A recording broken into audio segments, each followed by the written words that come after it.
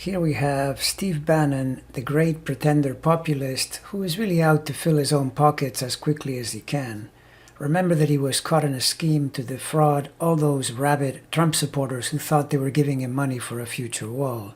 Of course, when you read about this bleep,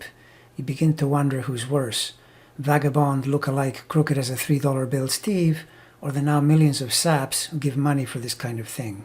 And then, to top off the fraudulent criminality, in steps the nation's first gangster, the Mar-a-Lago degenerate, and he goes and pardons Bannon on the way out the door. Honestly, I've never in my life seen lawlessness in plain sight at the level these deplorable racketeers engage in. Outright theft with the then presidential seal of approval.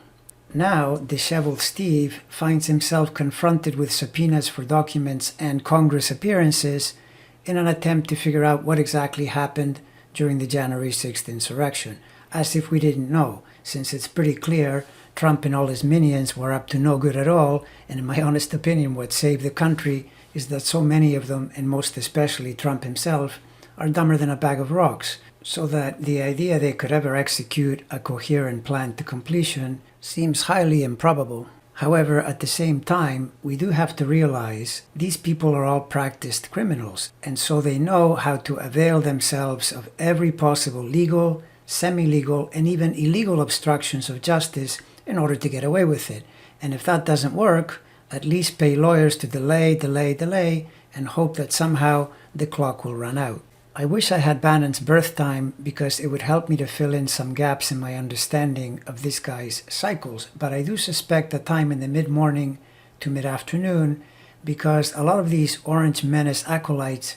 have that late Leo moon, degrees that are in concert with the fixed star Regulus, which on the one hand helps propel them into public view, and on the other inclines them to reflect Trump's Mars and late Leo ascendant. And something that jumps out at you in regard to this oversized rodent is that he was born with an almost exactly stationary Pluto, revealing his obsession with destroying everything and building it anew, only it's also pretty obvious that his real motive is to turn it into an authoritarian top-down plutocracy, which is basically what a deranged Hitlerian Pluto tries to do, and explains why this un-American traitor is always working to promote every dictator wannabe he can find. Still, the question is, can this self-interested charlatan get away with the ever-so-nimble defense he has chosen? Namely that he will not cooperate because he has executive privilege, which of course he does not, and neither does his idiot orange boss. In his chart, he is grappling with transiting Neptune squaring his Jupiter,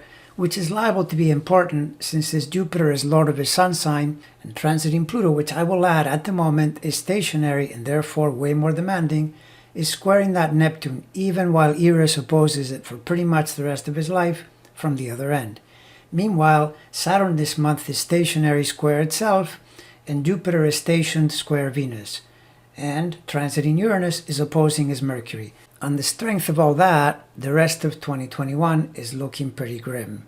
And in light of being accosted by federal investigations that could easily carry on into next year, I would be worried about Saturn and Uranus pressure on all those fixed planets in Leo and Scorpio. Bottom line, I think this guy is going to be coughing up more evidence than he's anticipating, and though Jupiter on Trump's Sun explains their lovey-dovey connection, even despite Steve's betrayals back when hobos were allowed to be in the White House, I have to wonder if this guy might just crack and hurt his traitorous orange friend,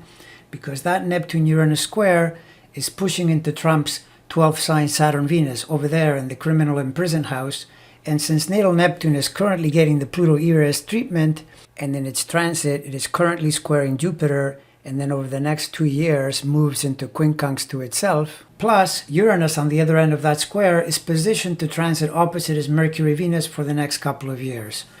I will just say this is simply not the astrology you want if you're under the microscope on suspicion of a crime, any crime. So, this pathetic and very ratty character may decide by force or by choice that the well-being of the most disgraceful president in history, by a country mile, is less important than saving his own skin. That is, unless he himself is seriously implicated in the January 6th conspiracy to append a legal election, in which case he's likely going to be in a lot of trouble, and this time there will be no criminal president to pardon him.